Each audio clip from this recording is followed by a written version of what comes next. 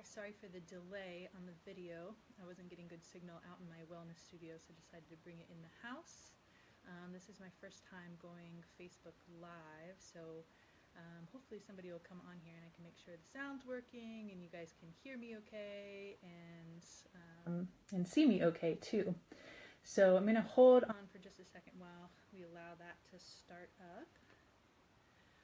And I'll go ahead and just do a little intro of myself, so if there's anybody who doesn't know me very well that's tuning into the video today, I can give you a little intro.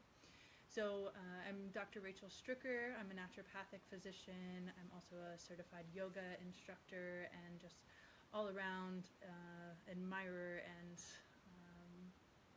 lover of the human body and the human spirit, and so I have many healing modalities that I work with quite a bit. I do a lot of workshops, a lot of teaching, and that's what really inspired doing this live video today, is that I am doing some workshops back in my hometown in Worcester, Ohio. Actually, the first couple I'm doing is going to be next week. So those are going to be at Flex Yoga in Worcester, Ohio. So doing one on mudras and mantras, which is going to be a really deep meditative class, and then doing another one that's going to be on Ayurveda. So both really excellent classes, one's during the day and the other one in the evening. The mudras and mantras meditation classes in the evening on next Friday. So if you're in Ohio, if you're in Worcester, and you're interested in those, definitely go onto the Flex Yoga site and you can pre-register to attend those classes. And the class that I'm actually teaching today, the talk that I'm doing today, is inspired by the Women's Wellness Retreat that I'll be doing there in Worcester next month. So that's going to be on April 22nd. So the Women's Wellness Retreat is going to feature 4 different wellness lectures. And we're going to have a women's talking circle where we can really just connect with each other. We're going to, share stories, be inspired by each other, and really, go deep into some issues that we're all faced with right now. So the first talk that I am going to do in that wellness lecture series for the Women's Wellness Retreat is going to be on this talk today, which is detoxifying your life. So that includes the body, the home, and also our relationships.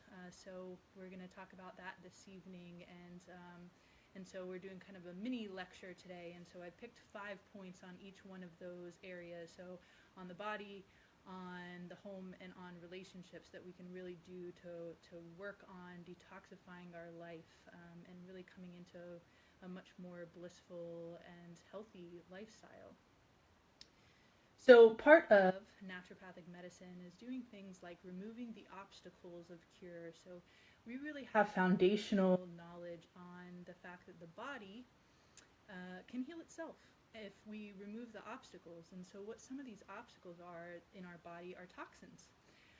And so toxins have many different words in many different traditions, but this is really old naturopathic medicine, nature cure type things from really the original systems of medicine. And even in more traditional cultures such as Ayurveda, this is a really major component of healing as well. So toxins are called different things in each one of these traditions. And so, in old naturopathic medicine, in old nature cure, they would call it morbid matter.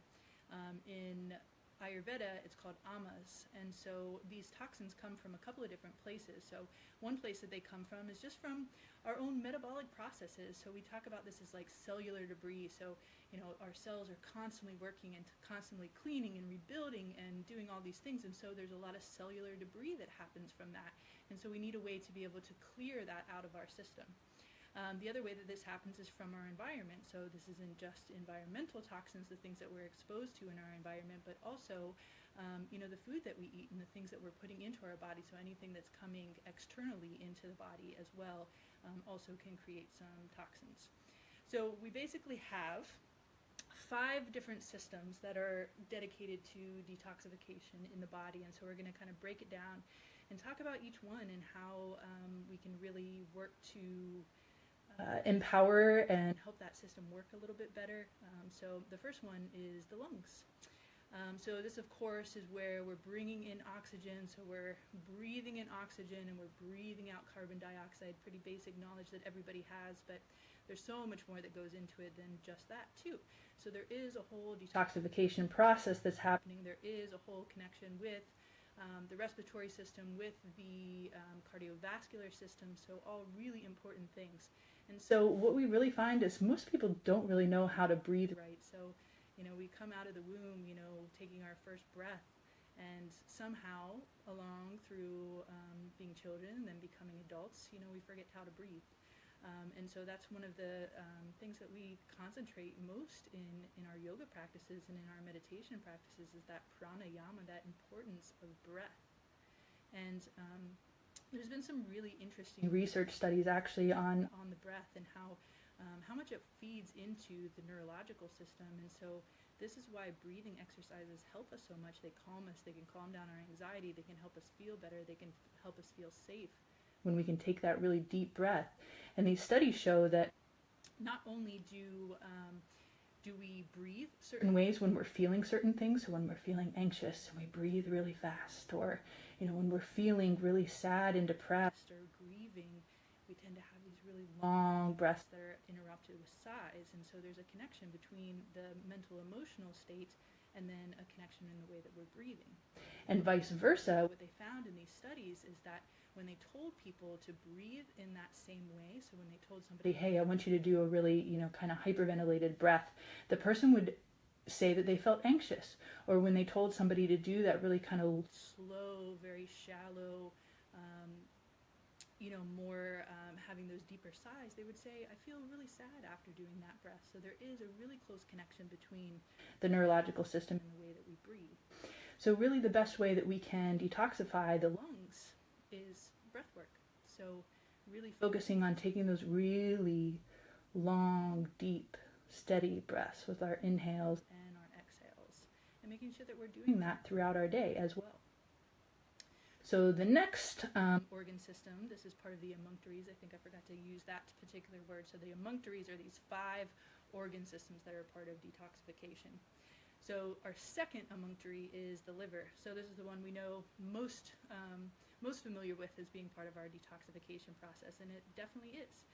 The liver has a really, really important role in detoxification, and sometimes we don't take care of the liver very well. So the things that really upset the liver are things like caffeine, alcohol, definitely pharmaceutical drugs, definitely toxins that are found in our foods. So when you're eating a lot of processed foods, a lot of foods that have chemicals in them, the liver is being overworked and having to deal with all of those things. So the best way that we can really support liver health is very connected to the digestive system too. So making sure that we're really eating good, healthy foods and eating organic food as much as we can. One really great way, if you aren't in the custom of eating organically, is to use the environmental working groups, Dirty Dozen and Clean 15. So the Dirty Dozen is basically the 12 produce, so fruits and vegetables, that have the most pesticides on them. And then the Clean 15 is the ones that are the cleanest of the produce. And so you can use that as an initial guide to be able to, okay, I can afford to buy some foods organic. Okay, great. So when you are buying foods, you want to make sure to buy the Dirty Dozen organically.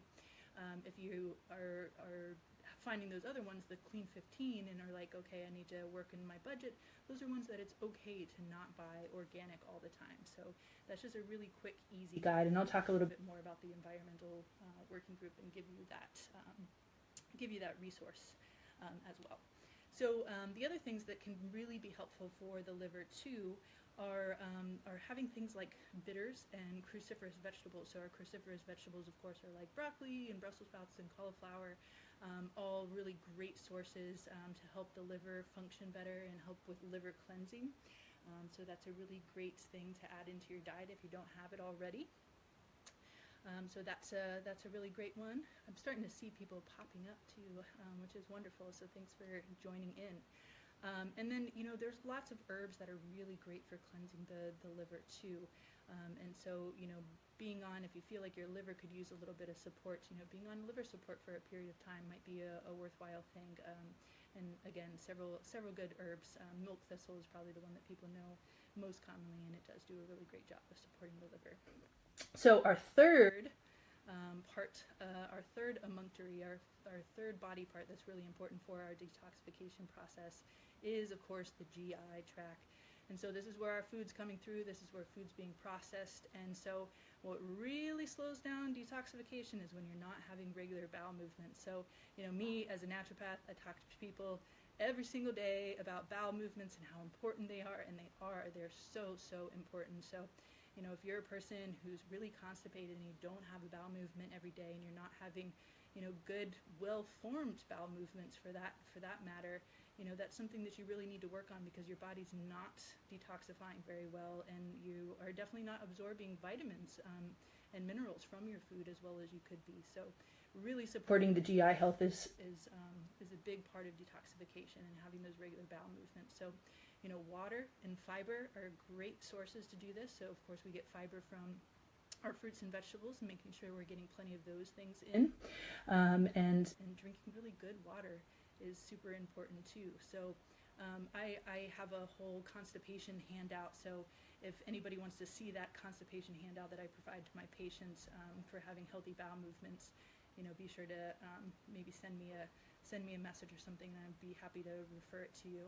But a few of the points that I have on there are drinking lemon water first thing in the morning. That's a great way to get the digestive system moving. It wakes up the liver, gets things moving and flowing, so you can have that morning bowel movement. So that's really helpful. Doing exercise, especially things where you're working the abdominal muscles, is really great. There's different types of abdominal massage that you can do. I'm a big fan of castor oil packs over the liver for helping not only detoxify the liver, but also really helpful for the GI and for moving constipation. So those are just a few ways to get the GI moving, get the bowel movements going. Oh, Katie, I love you too. I'm so excited that you're on here. All right, so our next one is the urinary tract. So this, of course, is another one of the emunctories, another really important thing. So having good flow and good urination. And so again, this comes back to water, a lot of connection with what we need, for the GI and for the liver, eating good healthy food, drinking plenty of water. And the urinary tract tends to get irritated with issues with pH. So if you're somebody who eats a really acidic diet, if you're eating a lot of animal protein, if you're eating a lot of sugar, that's really irritating to the urinary tract too. So making sure you have a really balanced pH in the body and having more of an alkaline diet, which again comes back to eating, a good amount of vegetables and a little bit of fruits as well. That's a great way just to balance the urinary tract. So that's another important thing of our detoxification in the body. And then lastly, we have the skin. So the skin is the biggest organ on our body. We're covered in it. It's what's our initial reaction to our environment. And there's a really big connection with skin health and liver health. So those detoxification processes are really closely connected. So one way for detoxifying the skin that I really love is dry skin brushing. So dry skin brushing actually will help move the lymphatic system too. So the lymphatic system is one of the systems that's really responsible for clearing out that cellular debris that I mentioned early on in the video. So when we do dry skin brushing, you can do this right before you get into the shower. You get a nice hard bristled brush. And so basically you're doing, as you move up the body, you're moving towards the heart. So you start down at the feet and you do nice long strokes up the legs, up the thighs. You do the front side, the back side. From the arms, you go from the hands up to the shoulders, front side, back side, from the belly up towards the heart, and then on the back, moving up towards the heart. So basically that's flowing in the direction that the lymphatic system already flows. And so that's a really great way to move the lymph, very detoxifying for the skin. Will help your skin have a really beautiful glow too. It'll really move dead skin cells off, and you'll really notice some big differences from doing that. The skin, of course, also really needs water. The skin also needs to be open so that it can sweat. So that means doing some exercise where you're really breaking a sweat and allowing that detoxification process through the skin to really happen too. So those are all the major ones. So that concludes the detoxifying the body aspect. So again, just to summarize, so our 5 emunctories that we need to keep open and flowing are the lungs, the liver, the GI, the urinary tract, and the skin. Yeah, cellular debris. Cellular debris is a great word, Joan Marie. I do love that one. All right, so we're going to switch gears a little bit, and we're going to talk about detoxifying your home. So this is all going to be on environmental medicine things. I got to read this comment from John first. 78% vegetarian. Babies at 98%. That's great. Good to see you on here, John. All right, so we're going to talk about detoxifying the home. So, we worry so much about our external environments and the pollution that's in the air and the pollution that's in the oceans, and we should, because it's real. But the fact of the matter is that the inside of our homes, in most American homes, is actually 3 times more polluted than the outside environment, which is really pretty wild to think about. And this is something that we can really have complete control over. So what I really want you guys to take away from this talk is like, okay, I'm going to really start making changes to my home, because this is where we're spending the majority of our time, where we're sleeping, where we're being exposed to more toxins, and we can't always control what's happening in the external environment when we walk out our doors, but we can definitely control the environment that's inside our own home. So the first one, so we're going to again go through 5 ways that we can really detoxify our home. So the first one is sort of a no-brainer, and this is no shoes in the house. And so there are so many different traditional cultures that don't wear shoes, and this isn't a custom American practice whatsoever. People always are wearing their shoes in the house and walking around. And I mean, this, again, the way it's a no-brainer is that we walk around in our shoes, we're coming in and out of our cars, we're coming in and out of different buildings, we're walking on the sidewalk, we're walking on the roads as we step out of our cars, we're picking up everything, especially when we're walking on blacktop that has a sticky quality to it. We're picking up a ton of dirt and toxins and chemicals every time we walk around. So those shoes need to be the first thing that comes off as we get home. And this also allows, this is like something we do in yoga studios, right, too. This is like not only about like keeping the floors clean in the yoga studio, it's also about keeping sacred space. And so that's really the theory behind taking off the shoes, other than just the toxic exposure, is keeping sacred space so you don't bring what you walked around in all day into your home. So that really creates not only a much cleaner home, but also a more sacred home. So taking off shoes is a really important one. The next one is using non-toxic cleaners in your home. So this is where I'm going to circle back around to the environmental working group. So if you've never been on this website, it is just a wealth of information. I highly recommend it. So many good resources and information there. So the Environmental Working Group's website is EWG, environmentalworkinggroup.org. And so what you can actually do there is you can look up any household cleaner. They also have a whole area on beauty and bath and body products, and you can look and see how they rank. And so they will show you what types of toxins are in each one of those products and how it looks. And so the main ones that it looks at are endocrine disruptors. So endocrine disruptors basically mess with our hormonal system. So these are things that affect our thyroid, things that affect our reproductive system, things that actually can lead to more obesity and more insulin resistance. So those are things that are commonly found in chemicals that are in common cleaning products. So the endocrine disruptors, neurotoxic chemicals that are found in cleaning products too. So these are things that really affect the neurological system, that affect the brain, can lead to like more plaques on the brain, can lead to more toxins build up in the brain, can lead to our just neurological system not functioning as properly. So that's a really big one. And then the other one are the carcinogens, which of course are the cancer-causing chemicals, and that there's been studies and affiliations with being cancer-causing for these chemicals. So on the Environmental Working Group website, you can look up any cleaning product and find out where it ranks. But traditional, conventional cleaning products are definitely just rampant with chemicals and can really disrupt things in your body. And so these are things that I just highly advise against. So I'm a big proponent of I really hate air fresheners. I really hate toxic laundry soap and fabric softeners and bounce sheets, and all of these things that are, again, these are the things that are coming onto our bodies physically. So this is, again, the skin as one of our main detoxifiers.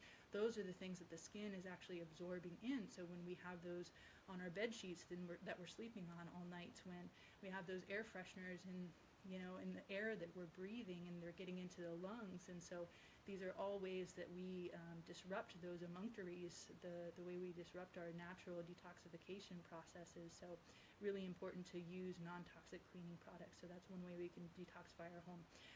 Next is our water.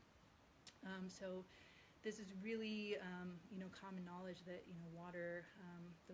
tap water is not really very safe, not really very safe to drink. Even when they tell us it's pretty safe to drink, we know that that's not really the case. So I really recommend for people to invest in a really great water filter. And if you can invest in a water filtration system for your whole home, that's great. If you can just make sure that you're drinking, good filtered water, also really wonderful. Dryer sheets were in the news, put out carcinogens. Absolutely, Joan Marie. Yeah, I hate fabric sheets, dryer sheets.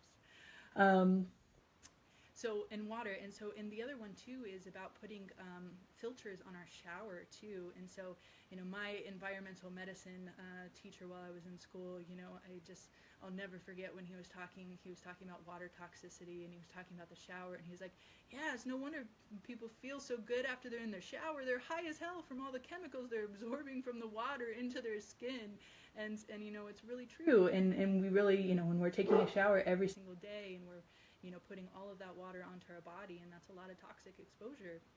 So, investing in a good shower filter is really wonderful, and definitely making sure that you're drinking really good water, really high vibe water too. I mean, shoot, like, we're mostly made of water. This planet's mostly made of water. Like, I'm a big proponent of drinking really good, healthy water. In fact, I've recently found this amazing filter, and it's super expensive, but it's like my next big investment that I'm going to get. And it has all of these layers of natural rock that helps to filter the water, so it really filters out all the chemicals and things that are found in the water. And so I'm super excited to do that. And if you are interested in that resource, I'll point you in the right direction for it too. So water. Next one, number 4 on detoxifying the home, is getting rid of those plastics. Oh, plastics. So if you want to learn more about plastics, the documentary Plastic Planet is really, really amazing. Talks so much about consumerism, so much about the problems that plastics cause. And so these are not, plastics are not only causing a whole bunch of issues to our body, but, we also know it's causing a whole bunch of issues to our environment. So plastics don't decompose. They're building up in our landfills. They're building up in our oceans. They're killing our marine life. It's just, plastics are so no bueno. So I'm a real big proponent also of getting rid of plastics in the home. So one thing, please don't ever microwave your plastics. It's like the worst thing ever to do. I mean, I see some people do it at work, and I have to bite my tongue and not be that person that's always calling people out for microwaving their plastic. But please just don't ever do that. In fact, don't even have a microwave. I haven't had a microwave in my house in 10 years or something ridiculous, So please, make sure you're not microwaving your plastics, and you shouldn't put hot liquids of any sort into plastic containers either, because that really causes the chemicals to leach out so much too. So if you ever notice on plastic containers, they have numbers associated with them. And these are all different types of plastics. So some plastics are better than others, at least in the way that they don't produce as many chemicals and don't leach out as many chemicals. So the ones that you really want to stay away from. So plastic number 1. So while plastic number 1 doesn't really leach out chemicals, it's only you're only supposed to use it for single use. So that means you shouldn't refill it, you shouldn't heat it, you shouldn't do anything else with it. And so, we really need to end single use in this world anyways, because of the plastic problem. So, just try to stay away from things that are single use. You definitely can't reuse it again, and it's just creating way too much waste in our world. So definitely stay away from number 1. The other 2 that you want to definitely stay away from are number 3 and number 6 on the plastic list.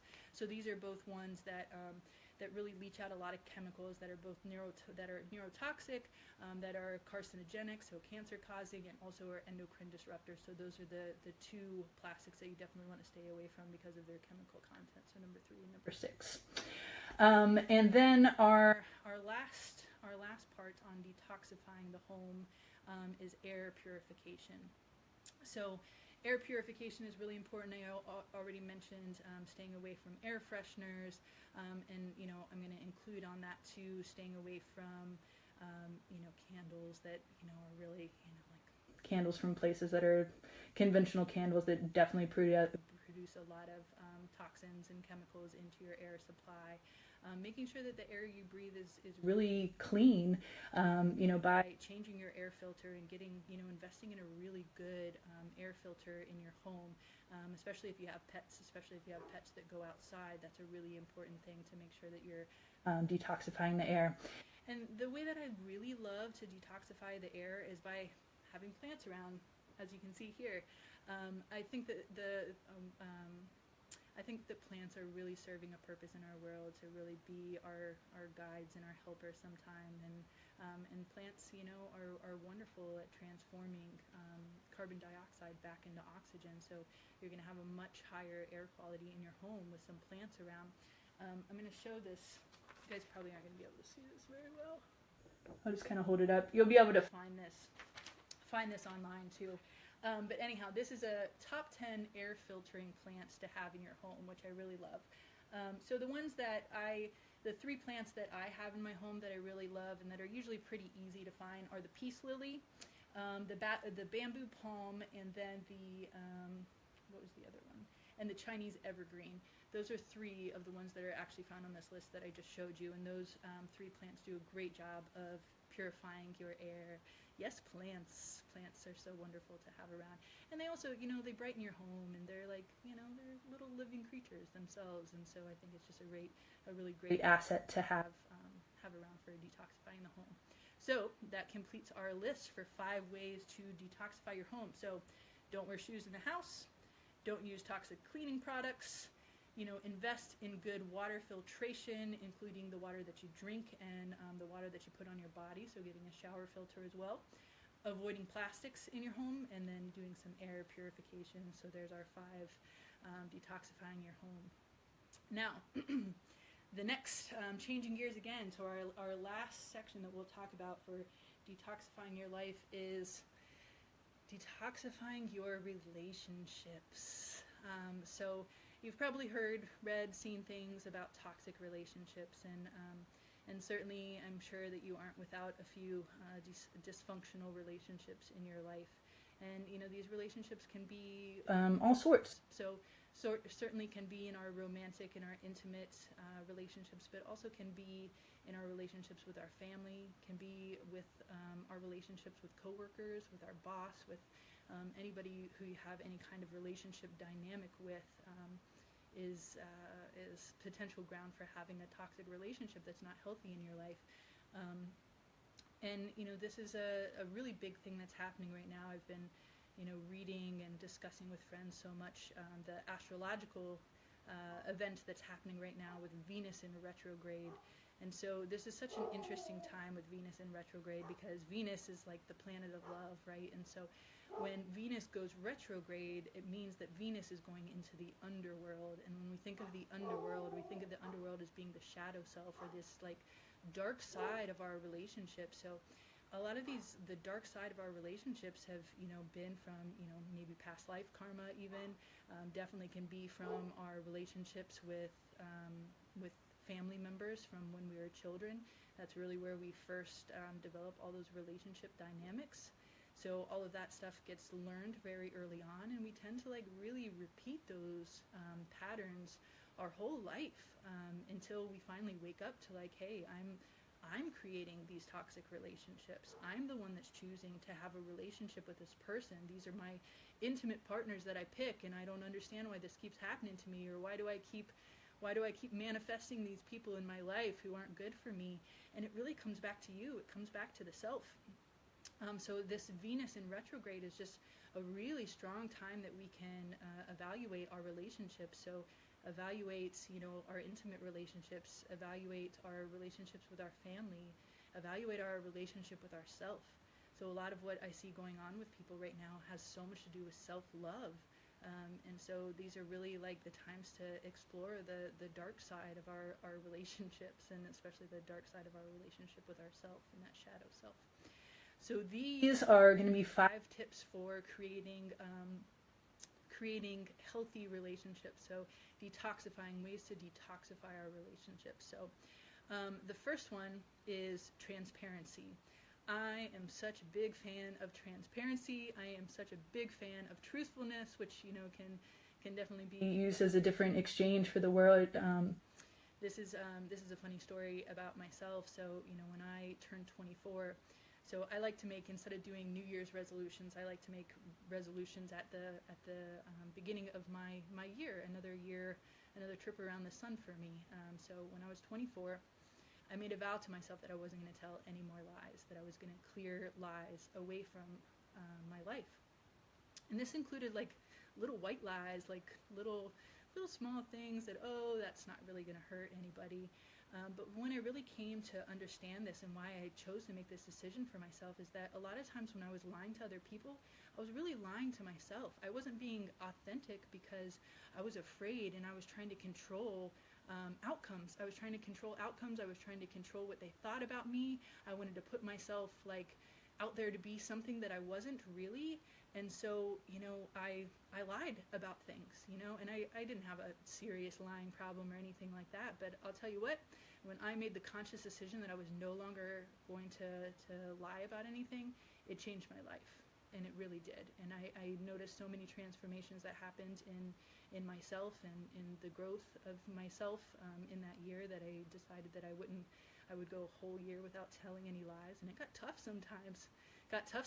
Like talking to family and friends, and just having to give the whole shebang, the whole truth. But truthfulness and transparency in our relationships is so crucial. And the biggest thing to remember here, like I just mentioned, is that when we aren't truthful, it's usually that we're denying some aspect of ourselves, and we're trying to control the other person, and we're trying to control the outcome. And really the only thing that we have control over is ourselves, and the way that we react, and the decisions that we make on an everyday basis. We can't control somebody else's emotional reaction, and why would we want to? That's their experience. That's their journey, and they should be allowed to have that. So the first way to detoxify our relationships is to have absolute truth and transparency. Number 2 is authenticity. So these ones really, authenticity. I already mentioned the word. I love authenticity. It's probably a word that I use so frequently in my life too. And so this is authenticity. Isn't an easy thing to come by either, because this is just like the Venus in retrograde. This is exploring the shadow self. This is exploring these aspects of ourselves that we don't really feel all that comfortable with. But when we're authentic with ourselves, and when we're authentic with other people, and we really try hard to really come back to understanding who we really are, like understanding that whole self, that makes such a huge difference in our relationships too. Because we don't have to fake it. We don't have to pretend to be somebody who we're not in order to appease another person. We can be ourselves, and it's so incredibly freeing when you can just be yourself, and you can be that authentic, beautiful, amazing self. And, you know, this is like, let's see if I can remember it without butchering it, but the Dr. Seuss quote is one of the most beautiful things. So the Dr. Seuss quote is, those who mind don't matter, and those who matter don't mind. And I like to think of that as really being with people and having relationships where people really love and celebrate our authentic selves. That's when we can have really, really rewarding relationships with people. So our third one now is own your shit. And these tie in so much with transparency and authenticity too. But I really, maybe I can pull it up here in just a second too, because I wrote down this sort of little poem I was writing to myself. But this whole own your shit thing is about, you know, really just being you and owning up to all the things that you do, all the things that you say, all the things that you feel, all the damn time. Just owning your shit. And so this is so important in relationships, because I really believe that everyone in this world is a mirror for us. And so if you ever notice the people that you have the most difficult time with, what they're really doing is reflecting some aspect of yourself that you don't really like, that you don't really feel comfortable with. And so they're mirroring that behavior back to you. And so if you really start to look at everybody as like, okay, you're my mirror, and when you have a problem with somebody else, when you have a problem with one of your relationships, I guarantee you it comes back to you having a problem with yourself. And, you know, it shows up time and time and time again. If you can really own your shit, then you're not going to have these toxic relationships anymore, because you're going to really realize, oh, that's coming from me.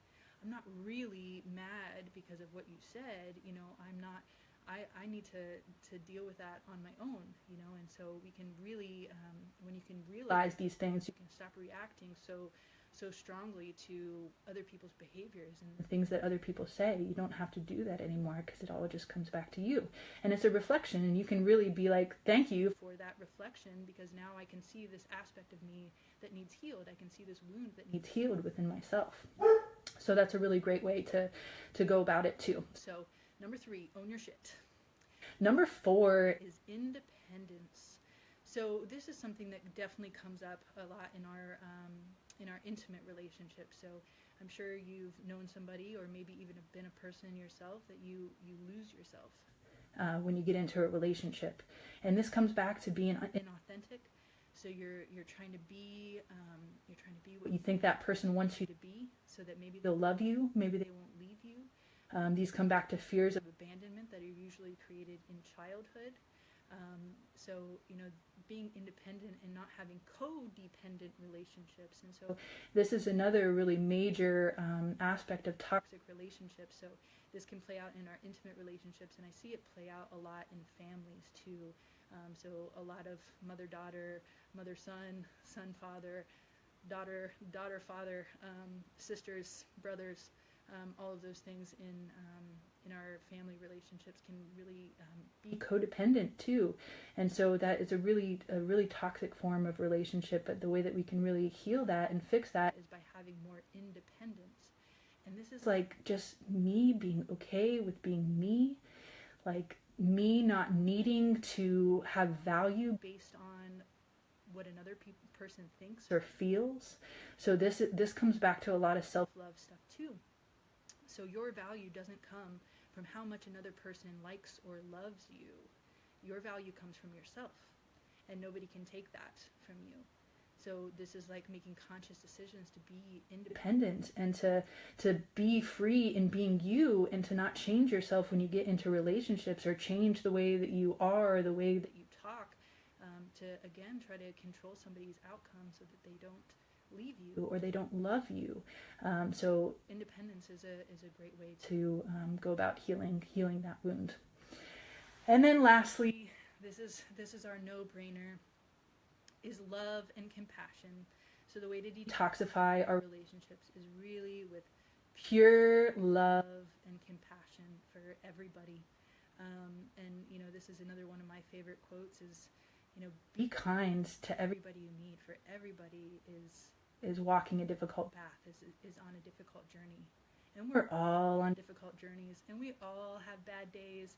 So, you know, sometimes when that person cuts you off in traffic, or, you know, that person at the store, like, doesn't smile at you, you have no idea what's happening with their day. You know, maybe they just lost their job. Maybe they just lost their family member. You know, maybe they're heartbroken. Maybe they're grieving. I mean, who knows? Everybody has a difficult story, so we have to be kind, and we have to be compassionate, and we have to be loving. And, you know, just like I mentioned at the beginning of this video, I am just like, my capacity for love is just like huge, and that's what I'm really, you know, discovering in my relationships right now, is that I have this amazing capacity to love people. And it really comes from a point of adoration of people, you know. I mean, I see patients every day, and I hear their stories every day, and I see their pain, and I see their wounds, and I still like feel compassion, and I feel love for them.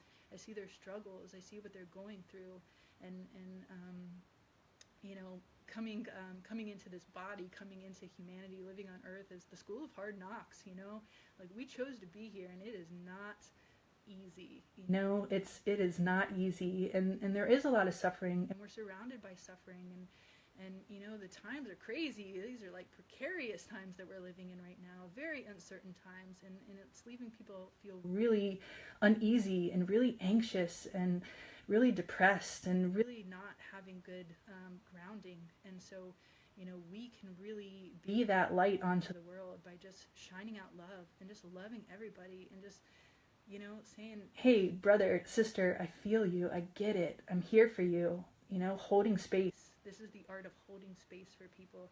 And it doesn't mean you have to fix them. You don't have to fix anybody. You don't have to heal anybody. Everybody needs to fix and heal themselves. But what we can do is really hold space for people. We can give people love and we can give people support. Oh, look at all those loves on that. Yeah, you guys know what I'm talking about. Holding space. Oh, so important.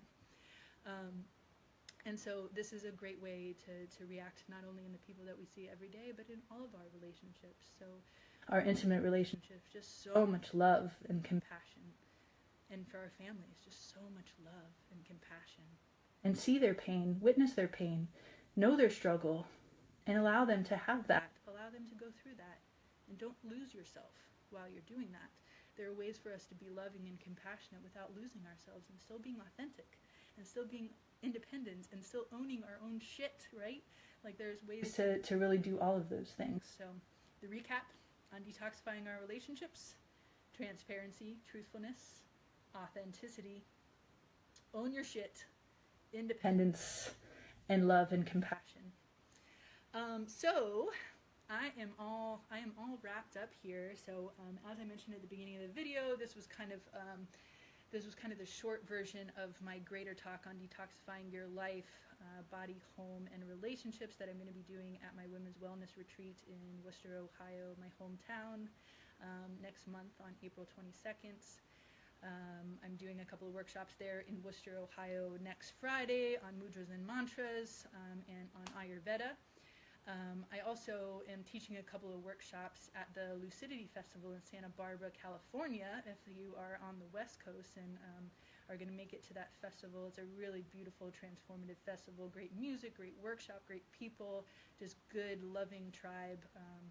And the couple of workshops that I'm going to be teaching there. So I'm going to teach one called Your Amazing Brain, which is going to talk all about consciousness and neural connections, and I'm really excited to give that talk. And the other one is going to be called Love Your Breasts Up. So we're going to talk all about breast health, about the energetics of the breast. We're going to learn self-breast massage, and that one's going to be all about, you know, good self-love for women and really, you know, loving our bodies as is. So if anybody has any like questions they want to do right now, I'll kind of hold space for a little bit if anybody has any questions that they want to come up, and I'd be happy to answer them. So any questions about anything that I talked about, or just, you know, I don't know, other random questions that you want to ask me, I'm up for doing that too. So any questions, anybody? Thanks for being here. Thanks for tuning in. I hope that you found this talk to be really helpful. I enjoyed doing it.